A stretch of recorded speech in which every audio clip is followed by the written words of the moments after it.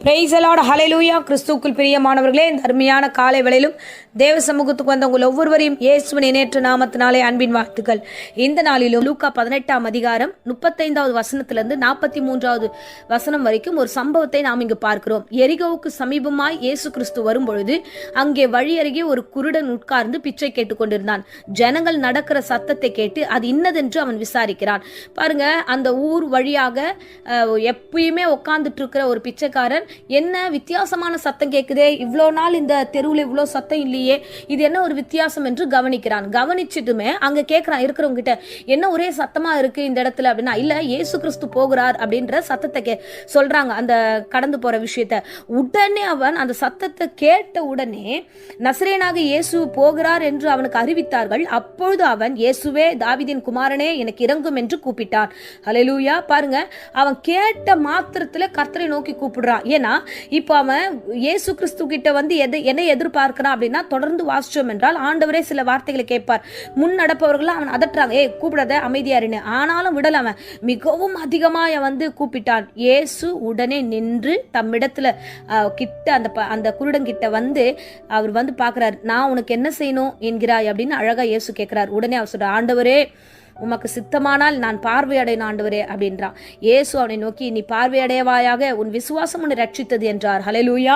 பாருங்க, அந்த ரோட்ல எத்தனையோ பேர் வந்திருக்காங்க போயிருக்காங்க.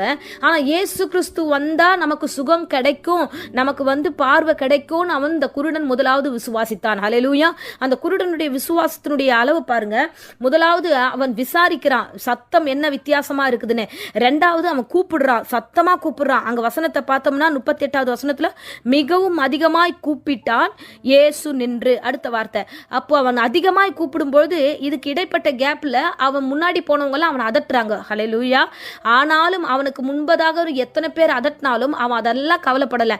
என் டார்கெட்டு, என் கோலு எனக்கு முன்னாடி போற இயேசு. ஏன்னா அவர் கையிலேருந்து எனக்கு அற்புதம் வேணும்ன்ட்டு இருக்கிற தடைகளை அவன் பார்க்கவே இல்லை. மிகவும் அதிகமா அவன் கூப்பிடுறான். இயேசு கிட்ட வந்ததுமே என்ன தேவையோ அதை கரெக்டா சொல்லிட்டான். ஹல்லேலூயா. என்ன வேணும்னு ஆண்டவர் கேட்கிறாரு.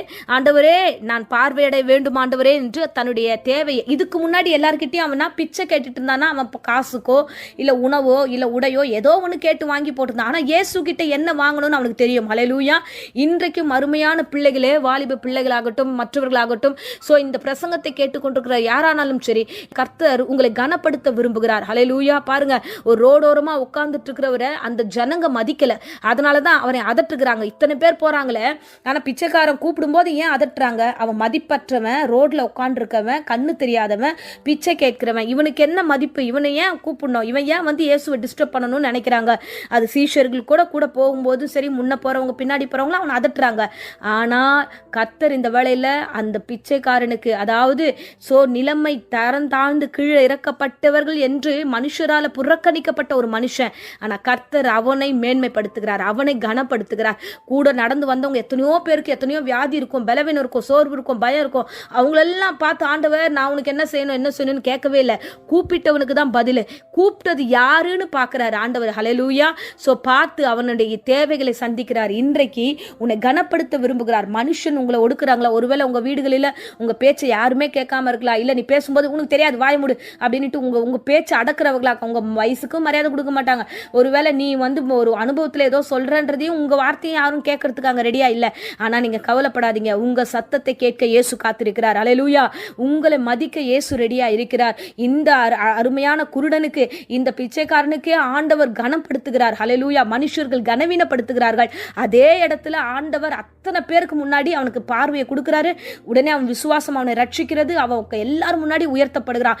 எங்கே அவன் ஒடுக்கப்பட்டானோ, எங்கே வாய மூடி என்று அவனை தட்டி அவனை உட்கார வச்சாங்களோ அந்த இடத்துல ஆண்டவர் அவனை கனப்படுத்தி உயர்த்தினார். உங்களையும் அவ்விதமாகவே உயர்த்த அவர் வல்லவராய் இருக்கிறார். கூப்பிடுங்க, அதிகமா கூப்பிடுங்க, கர்த்தரை நோக்கி கூப்பிடுங்க.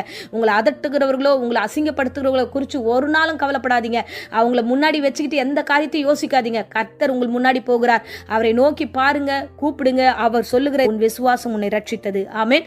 இப்போது உங்களுக்காக நான் ஜெபிக்கிறேன். அன்பு ரட்சகா, இந்த அருமையான பிரசங்கத்தை கேட்ட என்னுடைய ஒவ்வொரு ஆண்டவரே விசுவாசிகளுக்கும் பிள்ளைகளுக்கும் ஆண்டவரே நீர் ஆசீர்வாதத்தை கட்டளிடுவீராக. தடைகளை நீக்கி போடுங்க. விசுவாசத்தோடு நம்பிக்கையோடு இருக்கிற ஆண்டவரே அந்த ஏழ்மையான நிலையிலையும் ஆண்டவரே ஏசப்பா நன்றி ஆண்டவரே இவர்களுக்கு தேவைகளை சந்தித்து ஆசீர்வதியும். இவர்கள் விசுவாசம் இவர்களை ரட்சிக்க போகிற கிருபைக்காக நன்றி. ஆவியானவர் தாமே பொறுப்படுத்தலும் குடும்பத்தை ஆசீர்வதியும். தேவ ஆவியும் பிரசனமும் கூடவே இருக்கட்டும். எந்த நாசமோசமோ வியாதியோ பலவீனமோ இன்ஃபெக்ஷனோ ஒருவருக்கும் ஆண்டவரை நேராதபடிக்கு இந்த ஆண்டவரை பிரசங்கத்தை கேட்டு இந்த ஜபத்தில் அமர்கிற ஒவ்வொரு வீடுகளிலும் நம்முடைய வல்லமை பாயட்டும்.